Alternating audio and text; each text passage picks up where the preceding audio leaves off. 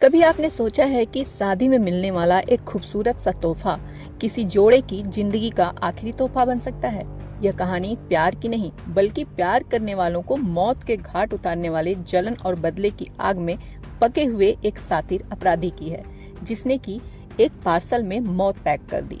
फरवरी 2018 उड़ीसा का पाटनगढ़, एक शांत शहर। सौम्यशेखर साहू, जो कि एक सॉफ्टवेयर इंजीनियर था, वो अपनी जिंदगी की नई शुरुआत कर रहा था अपनी पत्नी रीमा के साथ। घर में हंसी खुशी का माहौल था, सब कुछ बिल्कुल ठीक ठाक जैसा कि सामान्य शादियों में होता है। लेकिन उन्हें ये नहीं पता था कि उनकी जिंदगी में एक बम टिक टिक कर रहा था। शादी के 5 दिन बाद यानी कि 23 फरवरी को रायपुर से उनके घर में एक पार्सल आता है।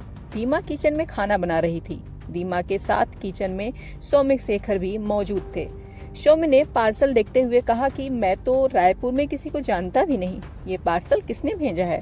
लेकिन जैसे ही उन्होंने हंसते हुए ये पार्सल खोला, धड़ाम की आवाज हुई और उसके साथ ही सब कुछ बदल गया। सौम्य और उनकी 85 साल की चाची ने तुरंत ही दम तोड़ दिया। रीमा बुरी तरह झुलस गई और उसके कान के पर्दे भी फट चुके थे, पर वो किसी तरह से रेंगते हुए अपने बेडरूम में पहुंच गई ताकि वो अपनी सासू माँ को कॉल कर सके, जो कि एक कॉलेज में प्रिंसिपल थी। लेकिन उससे पहले ही रीमा बेहोश हो गई। उसके बाद धमाके की आवाज सुनकर पड़ोसी पहुंचे और पड़ोसियों ने पुलिस को सूचना दी। फिर सबको हॉस्पिटल भी ले जाया गया। पुलिस अब जांच में जुट चुकी थी। पार्सल पर जो नाम लिखा था वो किसी AK शर्मा के नाम पर था। पुलिस जांच में जुटी थी, पर हफ्तों तक कोई भी सबूत हाथ नहीं लगा।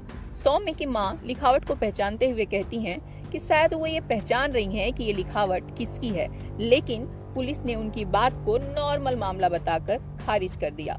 खैर, फिर से अप्रैल में एक गुमनाम पत्र पुलिस के पास पहुंचता है, जिसमें दावा किया गया था कि बम किसी AK शर्मा के नाम से नहीं बल्कि AK सिन्हा के नाम से भेजा गया था। पत्र में लिखा गया था कि 3 लोगों ने मिलकर इस घटना को अंजाम दिया है। दुल्हे के विश्वासघात और पैसे से संबंधित विवाद से लेकर ये पत्र था। उसे पढ़कर ऐसा लग रहा था जैसे कि ये मामला धोखा खाए प्रेमी या किसी संपत्ति विवाद से जुड़ा हुआ है। लेकिन इस पत्र ने जांच का पूरा रुख ही मोड़ दिया। पुलिस को अब लगा कि उन्हें भटकाने की कोशिश की जा रही है। पत्र लिखने के तरीके से सौम्य की मां ने फिर अपना शक जताया और उन्होंने अपने कॉलेज के पूर्व प्रिंसिपल पर पूरा शक जताते हुए कहा और पुलिस को बताया कि पार्सल भी उसी ने भेजा था। उसकी लिखावट भी बिल्कुल वैसी ही है। सौम्य की मां ने बताया कि वो पुंजीलाल मेहर से सीनियर होने के कारण प्रिंसिपल बनी, जिसकी वजह से पुंजीलाल बहुत ज्यादा गुस्से में था और उन दोनों के बीच इस बात को लेकर काफी विवाद भी हुआ था। लेकिन सौम्य की मां को ही प्रिंसिपल की कुर्सी मिल गई और पुंजीलाल इसका बदला इस तरह से लिया है। फिर जब पुलिस ने पुंजीलाल से सख्ती से पूछताछ की तो मेहर जल्दी ही टूट गया और उसने बताया कि उसने ही इस घटना को अंजाम दिया था। मेहर ने बताया कि ये वेडिंग बम उसने खुद ही बनाया था।